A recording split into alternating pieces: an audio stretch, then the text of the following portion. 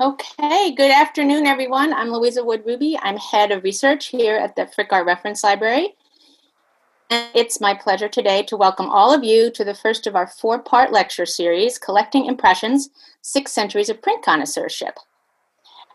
This will be held every Wednesday at 12 noon in October. And the series was co-organized by the Frick Center for the History of Collecting and the Department of Drawings and Prints at the Metropolitan Museum of Art, and is kindly supported by the International Fine Print Dealers Association Foundation. On your screen, you can see a list of the links, the titles and links to sign up for the following 3 Wednesdays. Please do so if you haven't. I'd now like to introduce one of my co-organizers, Nadine Orenstein, Heinz Curator in charge of the Department of Prints and Drawings at the Metropolitan Museum of Art. Nadine? Thank you, Louisa. I just want to welcome everybody. This is a great turnout for this event. Louisa, Samantha Deutsch, Jennifer Farrell from the Met, and I began working on this idea well over a year ago. It was meant to be a conference of about a day and a half. Little did we know it would turn into what it is now, which is a series of lectures over the next, or lectures and interviews over the next 4 weeks, every Wednesday at 12 o'clock. We eventually got Jenny Gibbs from the IFPDA involved, and we're really delighted for how it turns out. Of course, we don't get to see everybody in person. We don't get to have our events either at the Met or in the Javits Center, but we do have about 700 people signed up for this event, so we're delighted to be able to really broaden the reach of this event. You see on the screen right now the coming talks. Really looking forward to them. So now, without much further ado, I will pass things on to David Tunick, who's going to introduce our speaker, our keynote speaker for today, Antony Griffiths. Thank you, Nadine. Hello, everyone. On behalf of the IFPDA, which is the International Fine Print Dealers Association that Nadine referenced, it is the IFPDA that is the body behind the online print fair and one of the organizers of Print Month, which begins today. It is the IFPDA Foundation that is providing the financial support for this series of lectures, beginning with today's lecture by the highly distinguished Antony Griffiths. Antony's resume is as long or longer than your proverbial arm, but here's something that's not on it. When someone comes to work for my firm, there are 2 books that are mandatory reading right at the start. Prints and Printmaking, an introduction to the history and techniques. The second book is The Print Before Photography, an introduction to European printmaking 1550 to 1820. Both are by Antony Griffiths. Both are brilliantly written and compelling from beginning to end. If anyone's name today is synonymous with scholarship in prints, it is Antony's. A little of his background. He studied at Christ Church, Oxford, graduating with a BA degree, and at the Courtauld Institute of Art in London, graduating with an MA degree. He joined the British Museum's Department of Prints and Drawings as an assistant keeper in 1976. Within 5 years, he was promoted to deputy keeper, and in 1991, he was appointed keeper, the British title for head of the department, a position that he held for 20 years before retiring from the museum in 2011. Antony has lectured and published widely, all too numerous to mention here, but we cannot omit that he was a co-founder in 1984 of the most important scholarly journal in the print world, the Print Quarterly, and has served as the chairman since 2001.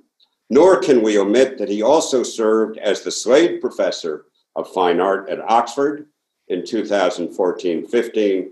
He is a fellow of the British Academy and was awarded its highest medal in 2017. It is my privilege and my honor to turn the program over to Antony Griffiths as our keynote and inaugural speaker for Print Month. Antony, over to you. Thank you very much for those kind words. And I should just introduce this lecture with a bit of a description I've chosen today to talk about a subject that is rarely discussed, and my reason for doing so is that I feel it is often misunderstood. I have read and heard statements from the more thoughtless members of the profession of art historians and museum curators that imply that dealers are the natural enemy of museums, collectors, and indeed anyone who loves works of art. Of course, there are bad dealers in the same way as there are bad collectors and bad curators.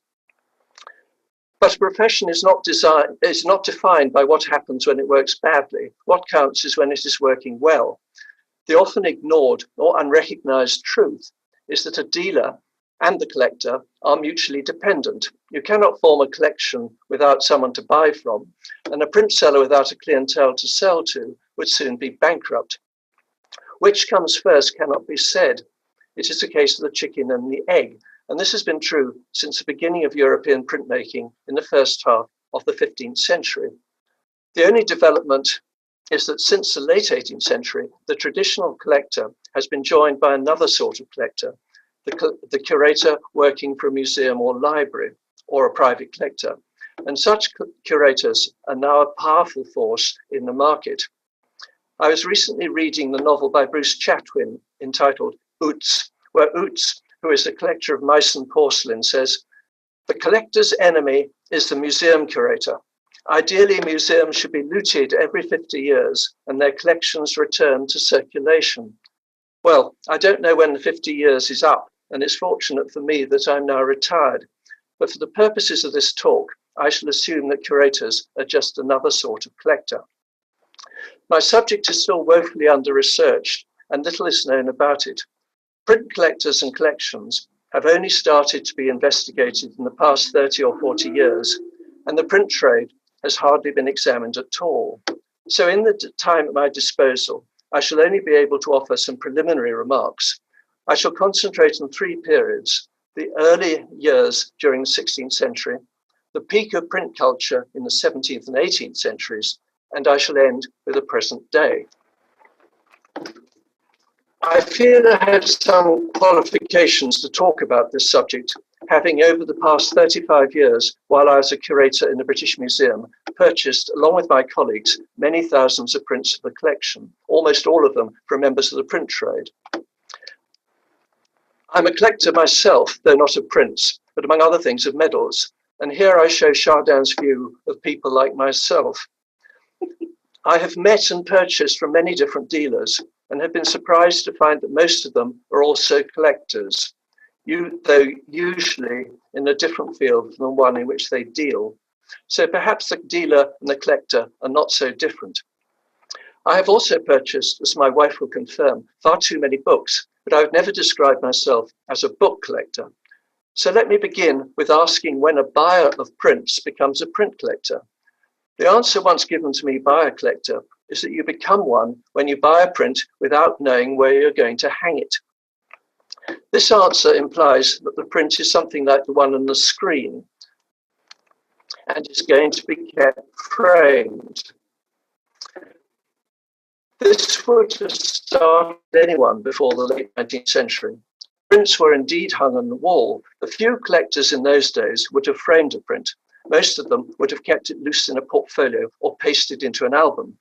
It would also usually have been a much smaller subject than this Liechtenstein and would normally be black and white rather than in colour.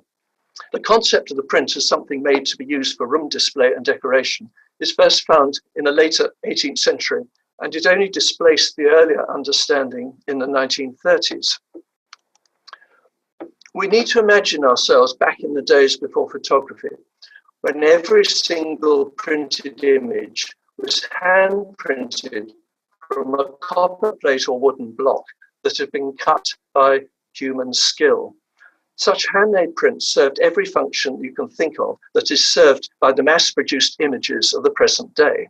I show here a book illustration, which is a diagram from a treatise on astronomy, and a playing card, both of them printed from hand-cut wooden blocks. The print that was regarded as a work of art in its own right, like this engraving by Martin Schongauer, the sort of print that was bought to be admired rather than used, was a small part of the market. It was given its own name. In the Netherlands, it was called the Kunstprint, the art print. In those pre-photographic days, everyone was a buyer of prints, but only a few were collectors of prints. Let us now consider the printseller. This was a term used at the time, and the term print dealer is a modern variation. The printseller of the early modern world dealt indiscriminately in old and new prints. Few do this today. When the print was a new category of production at the beginning of the 15th century, there were no second-hand prints, and the new prints were sold by the engravers themselves. It took some generations before a middleman trade of print publisher emerged. It took equally long for a second-hand market to develop, and we must ask how and why such a trade was created. A sheet of paper is a flimsy thing and is very easy to damage and destroy. It takes a deliberate effort to keep it in good condition so that it can survive over many years. A print like the Schongau on the screen has probably been through the hands of 15 or 20 owners who have looked after it carefully. The simple reason for the development of the second-hand market is that engraving was a medium taken up in the years before and after 1500 by some artists of genius, of whom the most famous are Dürer, Lucas van Leyden, and Marcantonio Raimondi, who worked in partnership with Raphael in Rome. The subjects of their prints were often more ambitious than the subjects of their paintings. Entire monographs have been devoted to trying to explain the subject of Dürer's Melancholia. Such prints were something entirely new in the development of European art, and they were widely admired by the art lovers of the day, who purchased their prints in order to keep and admire them. To do this, they pasted them in albums, and when these albums were sold, a new market developed. Here is Marcantonio's engraving after one of Raphael's most ambitious designs, which he drew specifically in order to create this print. During the 16th century, the same dealers handled both new and old prints, for their customers were equally likely to be equally interested in both. Not many Kunstprenten yet existed, and it was still theoretically possible to acquire everything of interest. The only names that we know today are of the publishers who owned the plates. This is because they put their names on them in order to make it clear where more stock could be obtained. But the words "and Salamanca excluded," which you see at the bottom of this slide, which means that Antonio Salamanca published it, would be of no help to anyone who did not live in Rome in the 1540s. This information was meant for members of the trade rather than collectors, and this tells us that there was already a supporting cast of middlemen, the distributors and retailers, about whom we know next to nothing. We have very little knowledge of who these dealers were and how this new role developed, which stood between the maker and the buyer. We do know that a key element in forming the supply chain were the great trade fairs of the day. The largest of these was at Frankfurt, and this is where people came together from all over Europe. Publishers, wholesalers, and retailers had to meet in person and build up trust in order to exchange stock and arrange the terms of payment. This involved credit lines that might stretch as far as a year ahead and complicated bookkeeping. In many countries, France especially, this part of the business became the province of the printsellers' wives, who played a critical role in the trade. We have one important piece of information about these early years in the form of a letter from the great printer and publisher Christopher Plantin in Antwerp to a client in Padua who wanted to buy some engravings by Dürer. Plantin explained that impressions from the same plate of Dürer could vary in price by as much as 4 times, and that although this might seem crazy, that was how the market worked. This letter was written in 1567, not quite 40 years after Dürer's death, and it reveals 2 important facts. One is that the market for prints was already international, and the second is that there was already a developed connoisseurship that cared about the quality of impression and would pay a large premium to get the best available. The dreadful late impression of the Dürer on the screen at the right shows why the willingness to pay more for a better impression must have been there right from the beginning. We can find evidence to support this in Karel van Mander's biographies of Netherlandish artists, published in 1604. He recorded that Lucas van Leyden had destroyed any inferior impressions of his prints and had charged a very high price, a gold guilder, for those that he had passed for sale. Lucas died in 1533, and by the end of the 1500s, there was a huge vogue for his prints among art lovers in the Netherlands, as there was for Dürer's prints in Germany. This explains the virtuoso imitations of Lucas's manner seen in this engraving by the great Haarlem engraver Hendrik Goltzius. Goltzius was himself a passionate collector of Lucas's work, and when it came to printing this plate, he used a specially prepared grey-toned ink in order to imitate the silvery quality by which connoisseurs distinguish the best impressions of Lucas's work from the intense blacks used by Dürer. The years around 1600 were the first great peak of print collecting, and traces of the collections formed then survived to the present day. I show a drawing of the tombstone of the 15th century engraver Israel van Meckenem. This drawing is the only evidence for the date of Israel's death in 1503, and it was commissioned by an unknown collector around 1600 to serve as a frontispiece to two astonishing albums which he had put together that contained no fewer than 854 engravings of the 15th and early 16th centuries. The two albums were broken up in a sale in London in 1799, and their contents must have supplied most of the early northern engravings now in English collections, such as this one, acquired by the British Museum in 1806. By the beginning of the 17th century, the understanding and expertise in prints was as great as that of anyone living before the advances in historical research that began in the early 19th century. So this is a point at which we can pause and consider who these men were, for they were mostly men, and how they worked together. I shall begin with the collectors. You cannot collect without the funds to do so, and the great collectors primarily came from the professional classes, state officials such as Cardinal Granvelle, who was secretary to Emperor Charles V, lawyers, doctors, clerics, as well as artists themselves. Some of the men who collected on a more modest scale specialized in areas they found of particular interest, such as portraits or topography. Diaries sometimes reveal how such collectors made their purchases.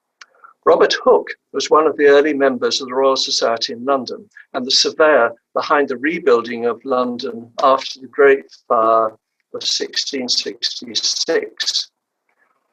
He maintained a diary in which he recalled calling into the shop of Richard Thompson whenever he happened to be walking through the Covent Garden area of London and buying a few prints that appealed to him. He was not looking for anything in particular. It was a form of leisure activity to divert him from more pressing concerns. This portrait, you see, is one of the earliest known of a London printseller and was published by another printseller, Pierce Tempest, almost certainly after Thompson's death in 1693. This again tells us something important about print-sellers, that all members of the trade, then and now, knew each other, but they had to cooperate if they were to flourish. They were professional rivals, but this did not stop them from forming friendships, and publishing this memorial portrait was the act of a friend. The names of the biggest and richest collectors are often revealed in the dedication of prints. Making a large engraving after the works of the great Flemish artists such as Rubens or Van Dyck was a lengthy and expensive project that demanded the involvement of the painter who supplied the painting or drawing, as well as of the engraver, and usually a publisher who put up the funds and saw to the sale of the print itself. These two prints of Charles I and his Queen after Van Dyck are not strictly a pair, but they were produced by the same publisher, artist, and engraver, and both were dedicated to Charles van den Bosch, Bruges, who was a major print collector of the day. Van den Bosch would have thanked the publisher by making a substantial gift as a form of subsidy towards the cost of making these prints. The Count of Valberg-Wolfegg was a contemporary of the Bishop of Bruges, and most of his print collection still survives in the family castle in Germany. He was proud of the size of his hoard. In 1654, he owned, he said, 14,057 large sheets, 85,511 of the middle size, 22,489 of the small size, as well as 895 prints by Holler and a collection of 34,000 prints he had just bought from the estate of Count Fugger. The total came to 157,022, and the Count asked the dealer Jnn Meyssens, from whom he was buying, to find out whether the Bishop of Bruges owned as many. This reveals something of the character of the collector. Collecting is rarely an activity carried out in isolation. It is an unorthodox way to spend money, and most people who are not collectors cannot understand the compulsion. So it requires constant affirmation and support from fellow collectors. Every collector needs to be accepted into his or her peer group, and those who are ambitious wish to be admired and envied by them. It is a curious combination of sociability and competitiveness, and showing off your collection was and remains the best way to achieve this status. This is one reason why collectors spent such time and expense into arranging their prints onto leaves of albums and mounting them beautifully. I show here a page of small landscapes by Sebastien Leclerc as mounted in an early 18th century album. And you can see the care that was taken to trim the prints to the plate mark and line them up precisely. You must ignore the nasty pencil annotations added by modern curators such as myself.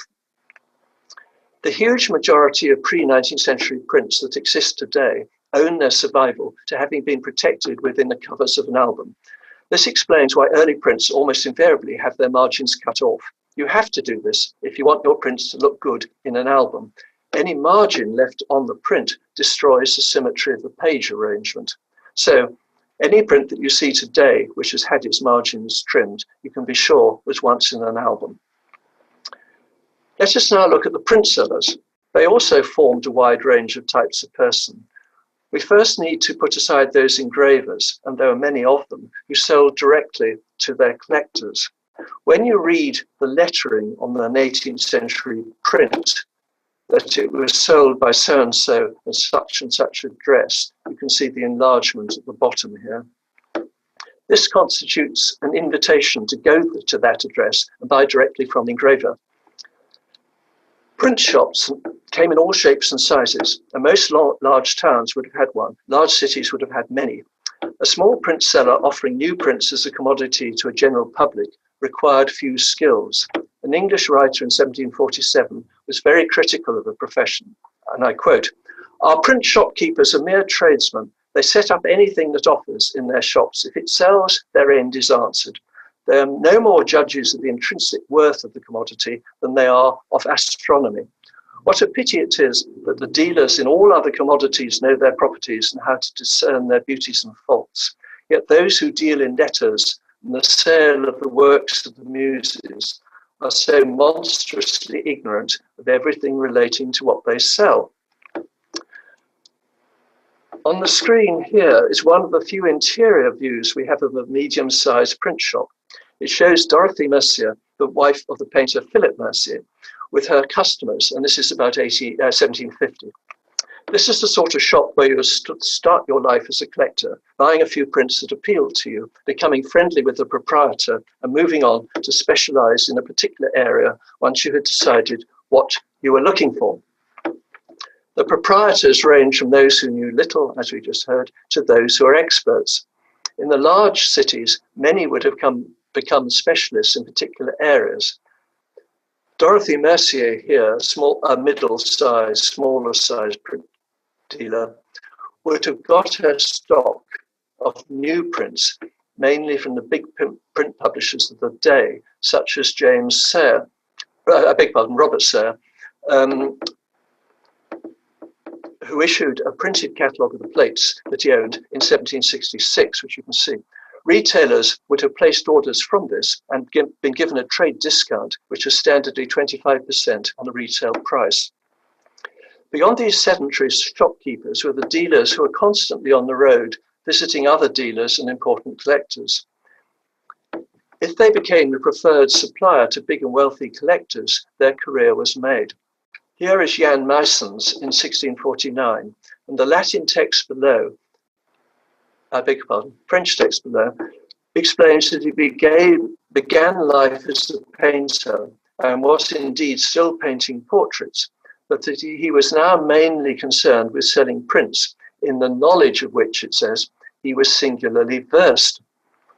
Meyssens actually became the agent for Count Walburg Wolfgang, who we just seen, and sent him handwritten lists of prints he had in stock. He already knew what Walburg Wolfgang already possessed, and so only listed the prints that he knew were lacking in his collection. 2 of these letters happen to survive, but this is a part of the business which is very difficult for the historian to track. Most dealers at this time, like Jnn Meyssens, began as painters or engravers, and modern art history concentrates on this aspect of their lives and ignores everything else that they did. In later centuries, and certainly today, the more usual route towards acquiring the necessary expertise was to work for an established older dealer, becoming acquainted with other dealers and the principal collectors, and then one day setting up on your own. Such a career path usually escapes the records on which art historians rely. The part of the business we know most about is the top end, the wealthy elite of big dealers who worked internationally, often in family firms that continued through several generations. These were men such as the Mariettes in Paris, John and Josiah Boydell in London, and the Rossi dynasty in Rome. They became very rich. John Boydell became Lord Mayor of London, and the Rossi built this palace you see here on the Janiculum. All of them began as publishers of new plates, but gradually extended their activities into second-hand, or as we would say, antiquarian trade. The scale of their operations could be breathtaking. When John V of Portugal decided to form a print collection in 1724, using the wealth pouring in to him from Brazil, he first ordered from the Mariettes in Paris an impression of every print currently published in France. And he later extended this to an impression of every print that had ever been published in France. Even this was no problem, and the Mariettes duly delivered well over 100 volumes of prints, which were later destroyed in the Great Lisbon earthquake of 1755. The album cover you see here is one of only 3 that survived from his collection and comes from a parallel collection of Italian prints he ordered in Rome, although we don't know who made it. In the 1710s, the Mariette firm also put together, arranged, mounted and catalogued, another huge collection for Eugene of Savoy. This was later acquired by the Holy Roman Emperor and is now the foundation of the Albertina in Vienna.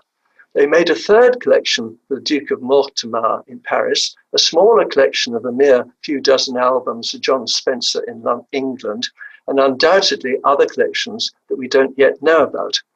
There has been nothing like it before or since. The last of the Mariette family, Jean-Pierre here, became so wealthy that he sold up the business in 1750 and devoted the rest of his life to improving his inherited collection of drawings and prints. These were sold in Paris in 1775 after his death, in what was certainly the greatest print auction ever held anywhere. One of Mariette's few albums that survive today is a print by or after Parmigianino. It's now in the Metropolitan Museum in New York, and I show a page from it, again with recent curatorial annotations. Selling prints to collectors at the top level required a combination of different talents. You had to know people from whom you could buy and collectors to whom you could sell. You needed to know what was common and what was rare and the price structure of the market. You had to know about the history of art and of printmaking, who were the great names and which were the great prints. Anyone can tell the difference between a good and a bad impression. The necessary skill was to recognize the difference between a very fine and a magnificent impression.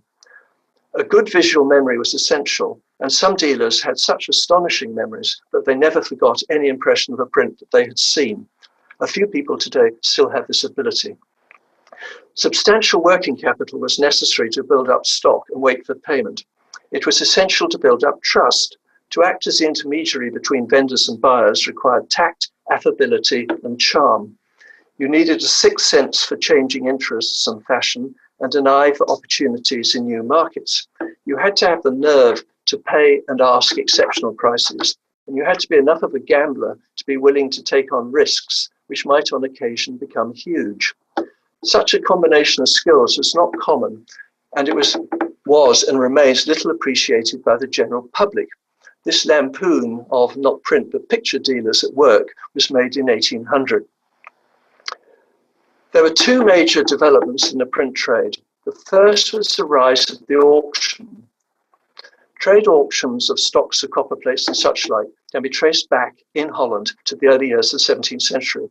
But it was in the 1680s and 90s in England that auctions were opened up to collectors as well as to the trade. One of the first auctioneers was Edmund Millington, who sold his stock at the then fashionable spa town of Tunbridge Wells during the summer season, when it was full of wealthy visitors with time in their hands. He flattered his customers in a preface to a catalogue of 1690. We thought fit for the benefit of the virtuosos and more understanding gentry to select out of vast numbers, such as for their fairness and rarity of their blackness will doubtless be admired by all that see them. Such persons only are desired to come. Those which are slight or defaced are being reserved for another time and place and another sort of people. So it is no surprise to discover that faked and doctored impressions were already a problem in the 17th century. Copyists became adroit at recreating missing lines in pen and ink. The top half of this print is entirely drawn in pen, though actually this may have been done later. Auctions quickly became part of the social world, a place where aristocrats and commoners rubbed shoulders and competed on an equal footing. Collectors would meet each other and be spurred to further emulation by seeing what their friends and rivals were doing. Collectors, while wanting the prints that others possessed, also wished to distinguish their collection from others. Such friendly rivalry led to a premium being put on rarity. As Ellen Gloomy wrote in 1751, when they published the first catalogue of etchings by Rembrandt, the amour propre of a collector is always flattered to possess a piece that is almost unique, even when the more common state is more beautiful. This reminds me of the late lamented Lucien Goldschmidt in New York, who once gave me his own take on rarity. Show me a print that is unique, and I'll show you one that is uniquer. Before the second half of the 18th century, there was almost no printed literature available on prints. The main source of information was people's memories, and this put good print sellers in a strong position, for they had seen more and knew more than their clients. So the creation of a printed literature that collectors could use became the second of the major developments that I mentioned.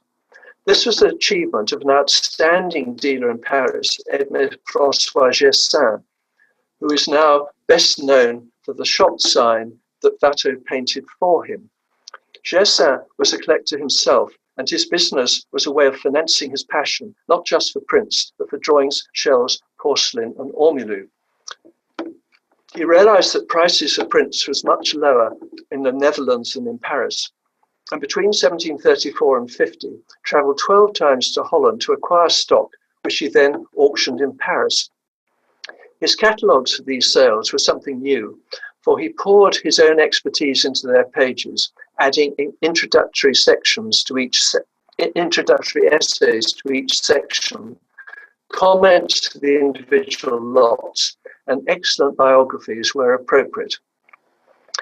The listing of the work of Callot in his 1744 catalogue of the collection of Quentin de l'Oranger not only described the prints in the sale with great precision and elegance, but added every missing print that he knew in other collections. His catalogues became standard reference works for more than a century, and they created a new generation of collectors. Gessin also compiled the first catalogue of Rembrandt's etchings, which was published shortly after his premature death in 1750. His pioneering example released a dam of hitherto unpublished material. And during the next 50 years, numerous catalogues, handbooks, and dictionaries were published that made it possible to record what was known and thereby to make progress. Knowledge is incremental, and each author builds on his or her predecessor's work.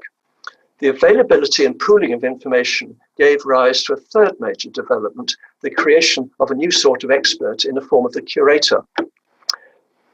Their model is Adam Bartsch, a fine etcher who was appointed to the Imperial Library in Vienna to look after the collection of Eugene of Savoy.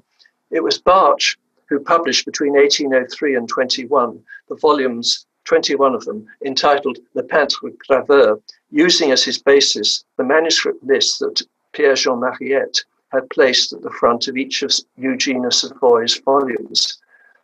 Bartsch's books are still in use today. This flood of information lay behind a great boom in print collecting across Europe, which lasted from about 1770 to the mid-1820s.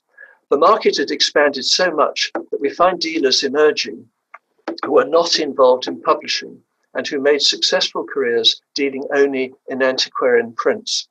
You see here an etching with the heads of 22 such dealers made from sketches drawn during auctions held in London in the 1780s.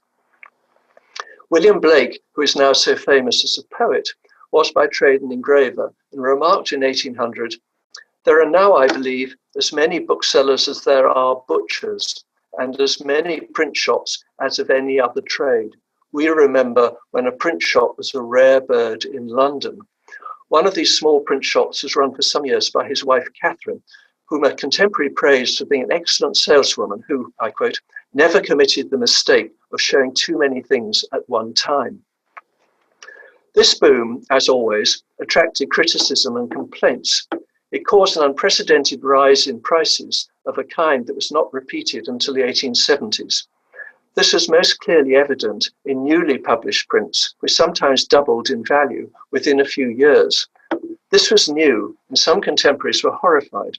One of these was the second-generation Parisian printseller, Charles-François Joullain, who published a small book of reflections on painting and engraving in 1786.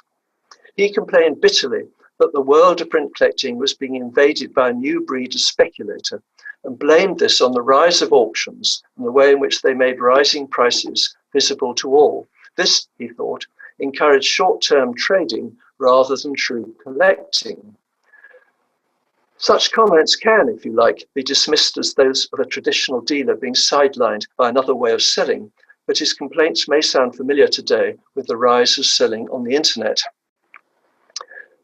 The 19th century saw huge changes in the print trade as the idea of what a print was disrupted by the new technologies of lithography and photography, and the print trade changed with them. By the 20th century, the 19th century trade in engravings and framing, such as the print you see here, and this is the basis of the new print trade at the time, had been transformed into a trade in photomechanical reproductions of paintings printed from four-color litho presses, and the handmade print had retreated into a smaller trade in prints published in signed and limited editions. Signatures had been employed since the mid-19th century in large engravings such as this one, but numbering did not become regular until well into the 20th century. This dry point by Christopher Nevinson of 1921 is signed, but it is not numbered. Signing and numbering are now regarded as defining characteristics of an artist's print, and people often forget that it is simply a fairly recently invented way of creating an artificial scarcity and thereby, hopefully, increasing demand. In such ways, the concept of the artist and collector's prints has been redefined. It has now taken over from the earlier concept of the print as any handmade image printed from a wooden block or copper plate, and has allowed the modern print, while being the product of the design and supervision of an artist, to embrace a wide range of types of involvement of that artist, which can often vary from one print to another. I will not say more about the past 2 centuries, but will move into modern times from my own experience. I first worked in the British Museum in 1970, and so my memories go back 50 years. Let me describe what I see as the main changes over this period. In London in the 1970s, there was still a wide range of print dealers, though I was told that even then these were fewer than before. At the top of the trade was Carnegie's in Bond Street, which held 2 or 3 exhibitions of prints a year with price catalogues. They had 3 or 4 staff in a large upstairs office, surrounded by boxes of prints and filing drawers full of cards on which were handwritten the prices that each print had fetched in auctions since the First World War. Lower down the market was Craddock and Barnard, very close to the British Museum, where you could buy nice prints for a few pounds.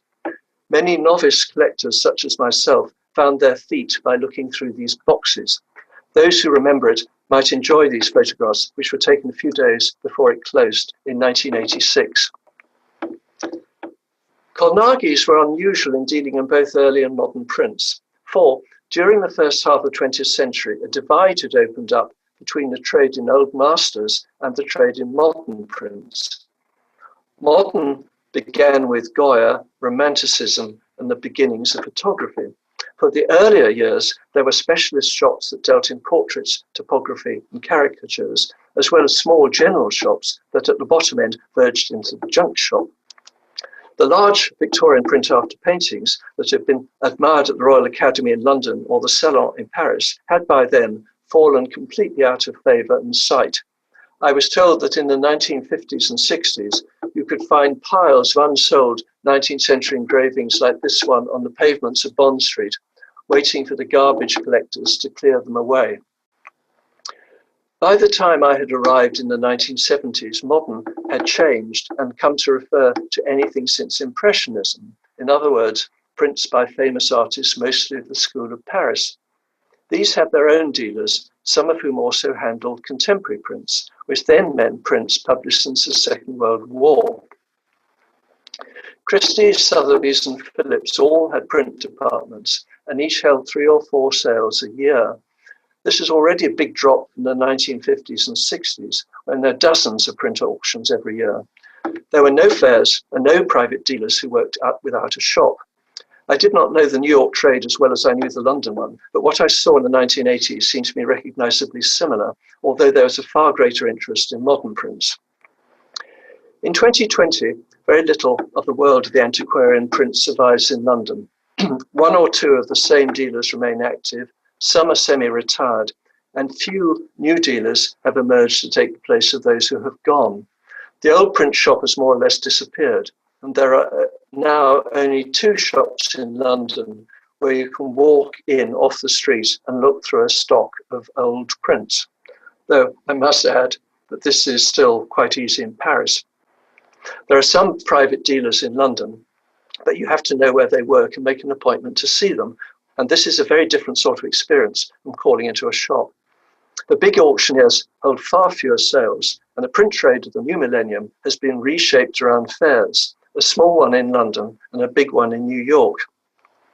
The London Fair began in 1985, and I remember that the first fair was dominated by dealers in traditional prints between the 15th century and Picasso.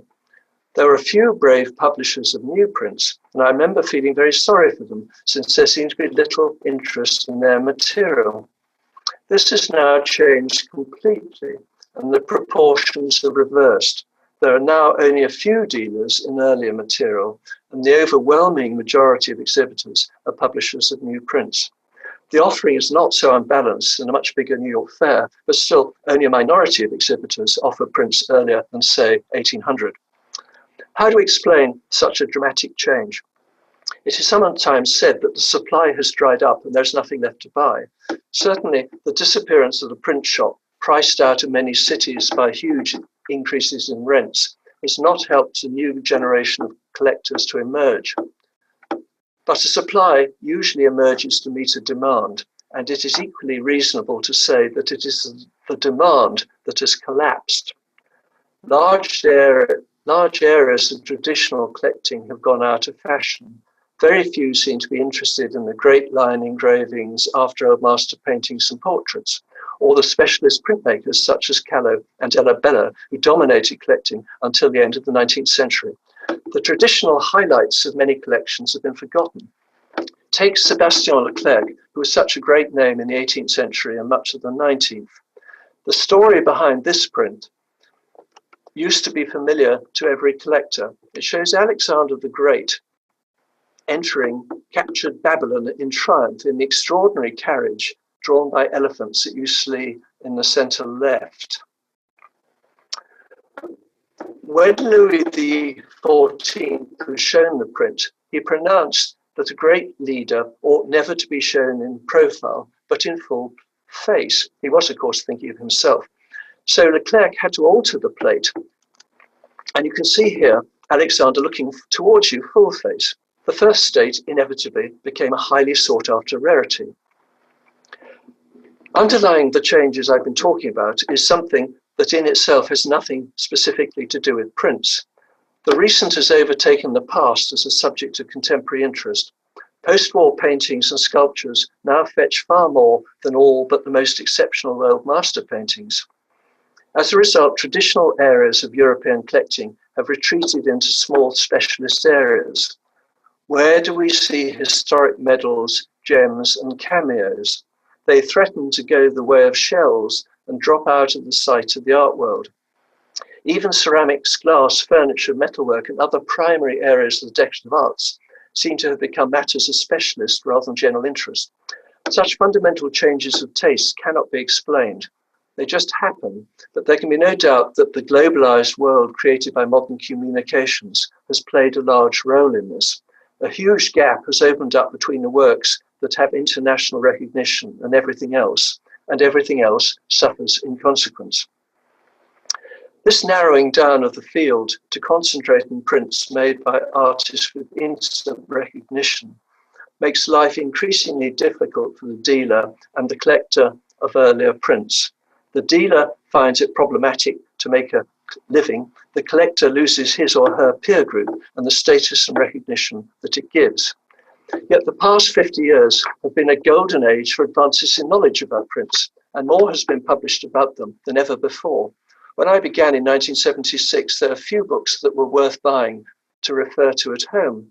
I now have 6 shelves of useful material. Many museums have mounted exhibitions in particular areas of printmaking with catalogues that have advanced knowledge and made the subject far more accessible. One of these is a recent catalogue of the Mess and early etching, to which the IFPDA has just awarded one of its annual prizes. There are new journals, such as Print Quarterly, founded in 1984, which I hope I may be pardoned for mentioning, because as David Chinick said, I'm the chairman of the non-profit charity that runs it. Most importantly of all, within the past 15 years, many museums, galleries and libraries in Europe and America have begun to publish online catalogues of their prints with good colour pictures that can be downloaded. These catalogues, as and when they are completed, will transform the field of print studies. Well, we are where we are. The contemporary rules the market and the past suffers, but the relationship between the dealer and the collector remains the same, whatever prints are being acquired. The good dealer can still provide information and expertise that is otherwise unobtainable, and the intelligent collector still needs to learn from a good dealer how to buy wisely and well. So long as prints are being produced and collected, this dynamic will never cease. Thank you very much. Thank you, Anthony. That was a fascinating talk, a great overview of the history of collecting prints. And there have been a few questions for you. And also, if you have questions, please feel free to write them into the Q&A section. The first one from Eileen Carr, which came up as you were talking about the albums from the Mariette, is how large might these albums be? Well, they're large folios. I mean, they're very big things. You'll get about 80, 90 pages, sheets per album. And you, depending on the size of the prints, you could have anything from 12 to 1 print on it. I hope that's an answer. I think that's an answer. Another question comes from someone. What would royalty do with print portraits of themselves? Give them out to relatives or others, or display them when company would come over? Would they ever hang them as they did with painted portraits? Well, portrait prints are a very special category. There's not many portraits that the general public wanted to buy. I mean, unless they're specialist collectors. But you couldn't sell them in a print shop unless they were either a notorious prostitute, someone in the news, a sports star, someone on a stage or something like that. Things don't change much. If you had the portrait of the Earl of Sandwich or someone completely obscure like that, you can be very sure that that's virtually unsaleable. And the only person who would buy it would be the Earl himself and his friends. So most of these, if you like, prints of very obscure people were private plates, privately commissioned, and all the impressions are actually handed out as gifts to their friends and relations or to people who they wanted to try and influence. All right. Andrea Morgan asks, says, thank you so much for this talk. Is there much literature on Dorothy Mercier or other British female print dealers or collectors like her? Very quick answer, no. Good dissertation topic. Yes, and the entire print trade is way open. I mean, when I said that nothing much has been published, I mean it, and there is very little published about it. Okay, Mike Abbott asks, where are the two shops in London, the two current print shops in London that you mentioned? Well, a free advertisement. One is Grosvenor Prints in Covent Garden, and the other is Andrew Edmonds in Lexington Street. All right. How does the copywriting of images figure into the sale of prints historically? And that comes from Julie Melby. How does the copywriting of images figure into the sale of prints historically? Well, I think that demands about 2 weeks of reply. Copyright in print was always very vexed. You could get a privilege, as it was called, usually in most countries, to protect a print within that country. But the moment you crossed the borders, that was it. There was nothing to protect you. There was no international copyright agreements before the late 19th century. So that the piracy of prints, a copying of them, was endemic across Europe. If something successful came out in Paris, you could be very sure that copies would emerge in Augsburg, Nuremberg, Amsterdam, Antwerp within weeks, well, months, maybe even weeks. So the market was in effect confined to your own country. They didn't like it, but there's nothing you could do about it. Sabina Fogel asks, as a print collector yourself, could you share with us where your purchases, where you purchased some of your first prints, and have any of your favorite dealers shut down? Also, do you collect maps as well?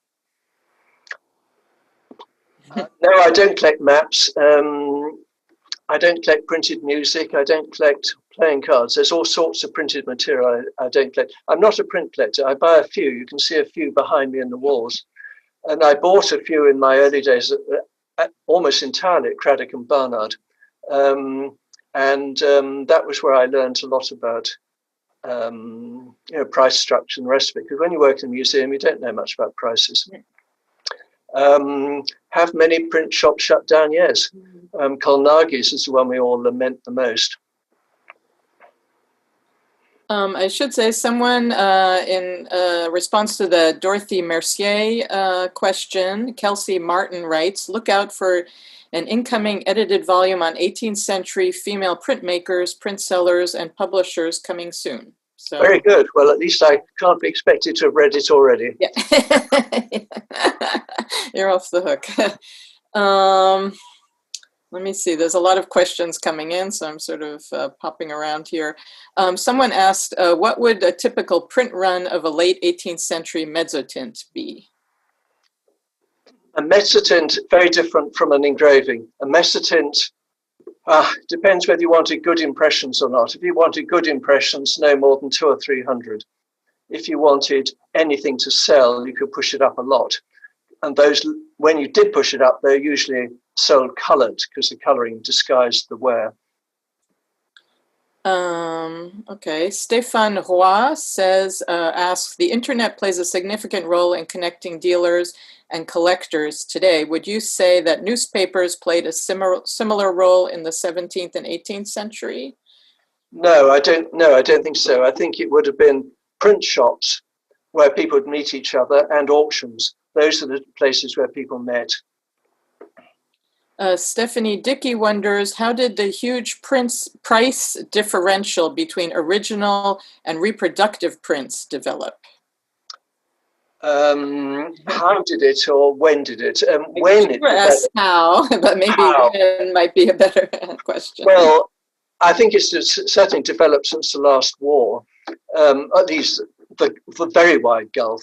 I mean, I should explain to those who don't know what we're talking about. An original print is a print which is made by it's an original creation by the artist. It is a drawing created as a print, whereas a reproductive print is, on the whole, made by a professional engraver in the attempt to reproduce a painting or some other work. As I say, it's since the war that has become a huge gulf. And the trouble for this, I think, is very simple, that the reproductive print has been assimilated to a photograph. And in other words, why bother with these prints? The photography does it a lot better. Whereas an original print of the sort of thing that a Dürer or Rembrandt or a Goya would have done is very obviously a work of art that we can all understand.